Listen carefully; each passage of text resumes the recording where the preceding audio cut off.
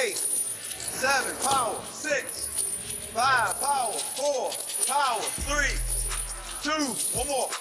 Good, under here, roll under the bed. Good job. That lawnmower, that's that. Start that.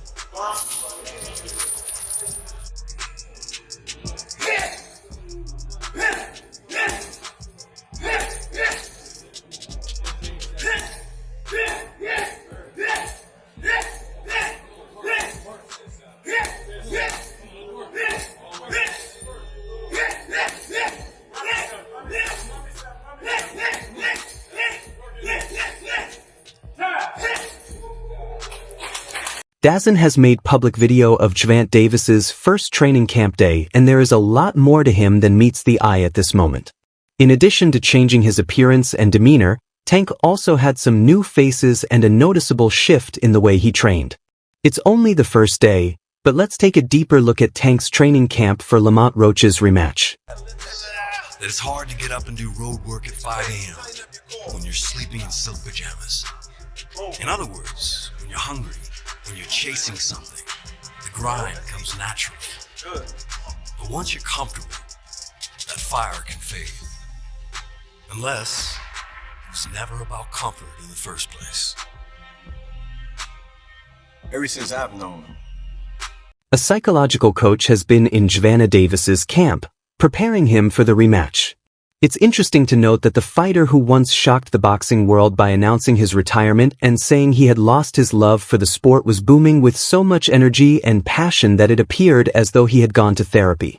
However, this time around, the therapy brought back the kind of beast and passionate monster the fans used to know, not a fighter who claimed he didn't know what round he was fighting well for this aspect.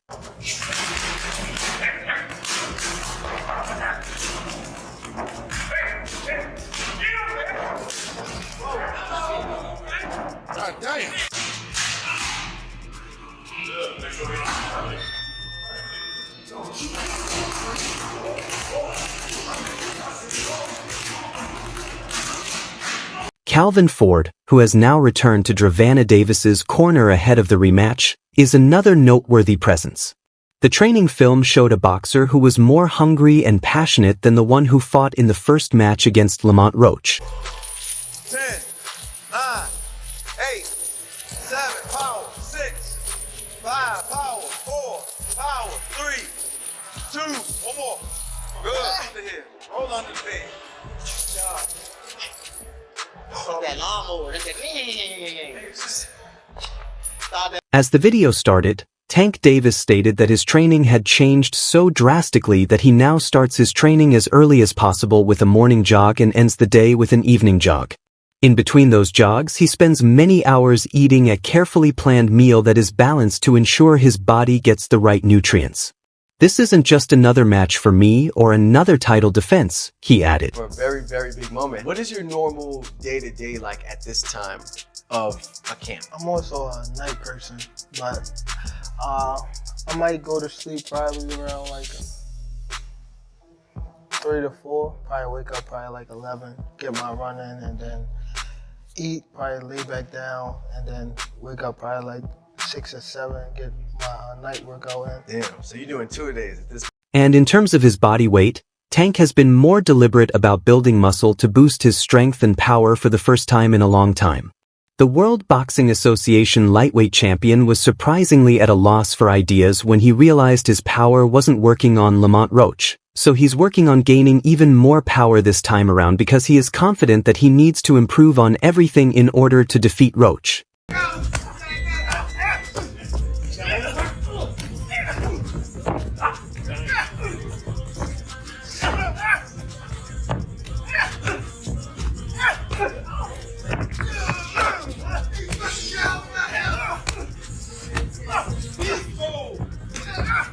Let's go.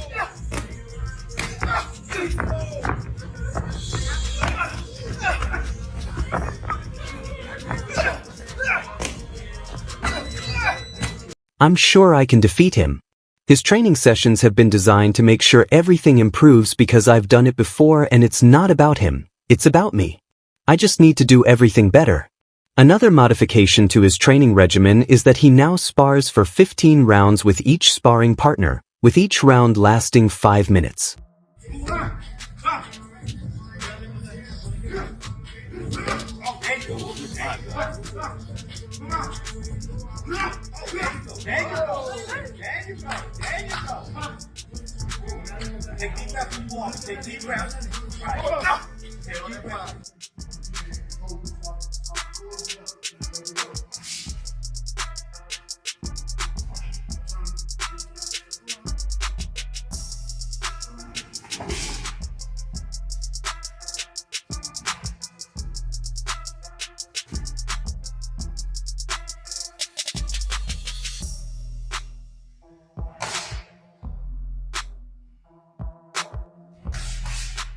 This is intended to improve his athleticism and endurance.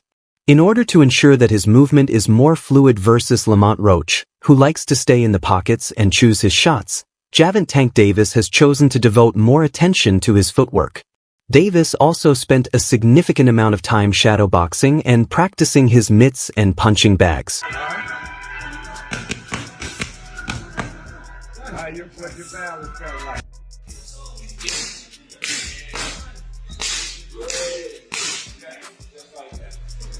Interestingly, the return of Tank's head trainer appears to be the most noticeable modification to his training that could benefit him more than anything else.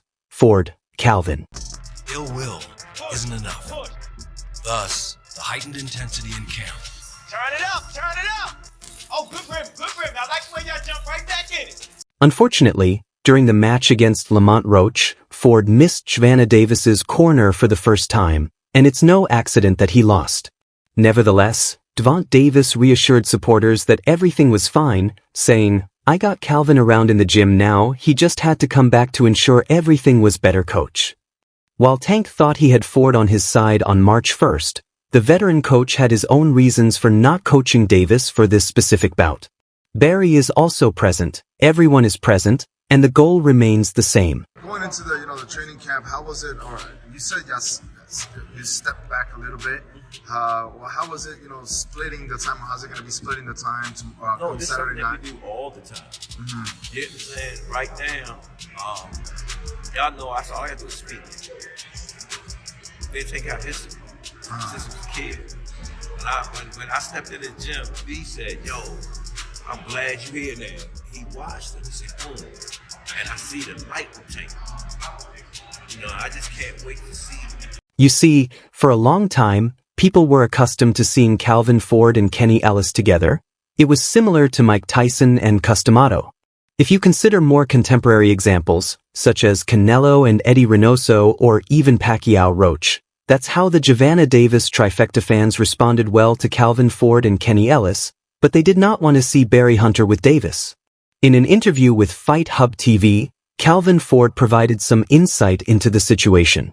Davis competed in his second PBC Amazon Prime Video PPV card, and in addition to the main event, the Barclays show included a number of thrilling bouts, including 2 light welterweight title fights. Wait to see all of that come together. Fighting. How's going back to being in the corner? How do you see Gervonta right now? Just being in camp, because at first when we talked to him in the press conference, he was very open about retiring and he was done. Y'all have to understand. Y'all have to understand. You're a young man. You have a family. Like many others, Ford was hoping for a good fight and wanted to see how Davis's training would translate into the ring, with Tank traveling from Baltimore and Roach from Washington, D.C. He recalled the two sparring frequently in the gym, and he thought it was a great opportunity for him. "Perhaps people are misinterpreting the situation, and we aren't changing anything," he said, adding that he had just taken a step back, but the training structure remained the same. The reporter made it clear that they aren't suggesting a split or a falling out between Ford and Gervonta Davis. Do something. Enjoy something. Don't take some time. I took a little bit of time off.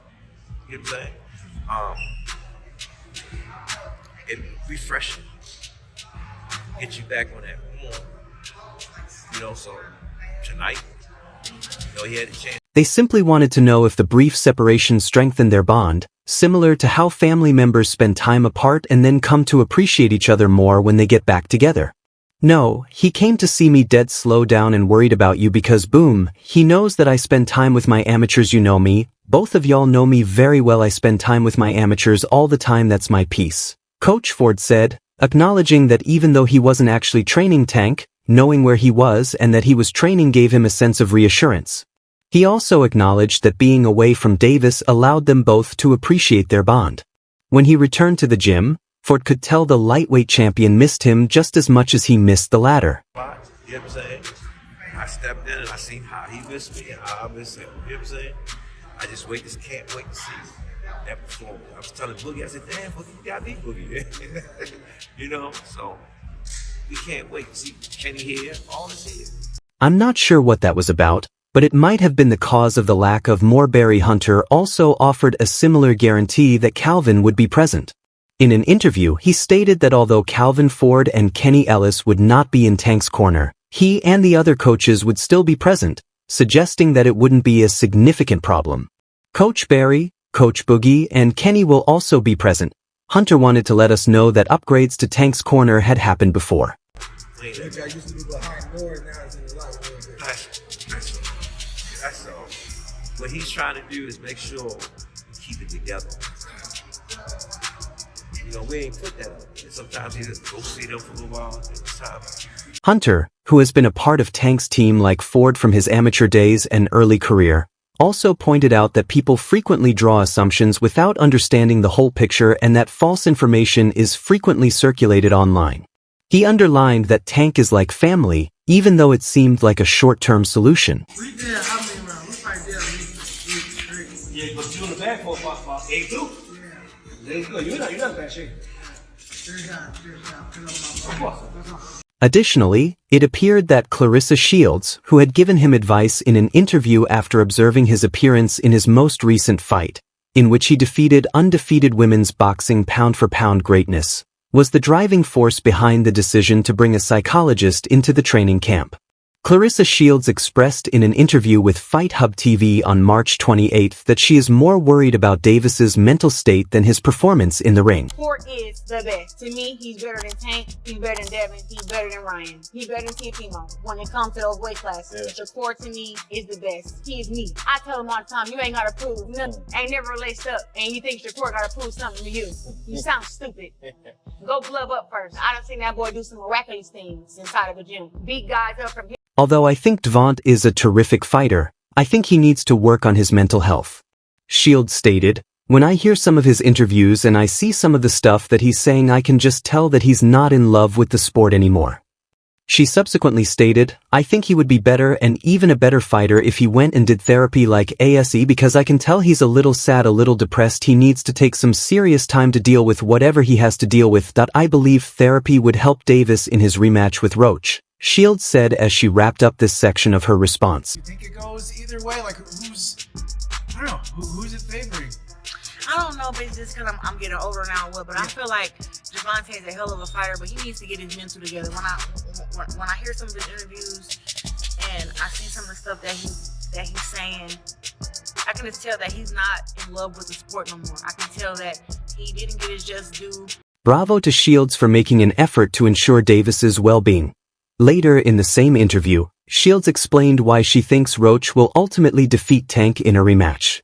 I think Lamont Roach performed admirably in that fight. If he had been a little more aggressive, we would have won by unanimous decision, but he kept taking his foot off the gas. Shields stated, I believe Lamont will be even better in the rematch now that he knows we can take Tank's punch because he's going to take those punches, give those punches back, and step on the gas in this fight. He would be better, and even a better fighter if he went and did therapy like ASAP. Because I can just tell like he's a little sad, he's a little depressed, even before this fight. You know, so I think it'd be a better fight. I think that Lamont has the mental edge. I think anybody right now would have a mental edge over Tank because to me he just needs to take some serious time to like. She went on to say, I guess I favor Lamont Roach in the rematch, but for now, I believe that Roach wins the rematch mainly because Tank is so unhappy with other aspects of his life that it's difficult for him to use all of it inside the ring. Shields Surprisingly, Gervonta Davis's fiercest rival and female heavyweight champion Clarissa Shields made a pretty fair forecast before to the first bout. Right, is that the right opponent for Tank? I don't know why everybody is kind of sleeping on Lamont, but he has a decorated amateur career too. He's a very pretty kid. He's very skilled. Tank is Tank. And when I say Tank is Tank, I mean like he's a bad man. He can fight. He's tough. I know we had our dispute back and forth, whatever. At the end of the day, I'm not sure why everyone seems to be sleeping on Lamont, but he has a successful amateur career as well. He's a very tough kid who is very skilled. When I say Tank is Tank, I mean that he's a bad guy who can fight and is tough. Of course, you can't expect Clarissa Shields to forget their feud quickly. She went on to say, "I know we had our dispute back and forth or whatever, but at the end of the day if we talk about just boxing he's a good fighter and I look forward to watching that fight." She responded, "I've always bought any fight that Tank has had on pay-per-view and I think that Lamont Roach is worth watching. I think that this fight is going to be very technical, very skillful, and as always, we're going to put the power of Tank on display. Let the best man win this." When asked if it was worth the pay-per-view fight and if she planned to purchase the ticket.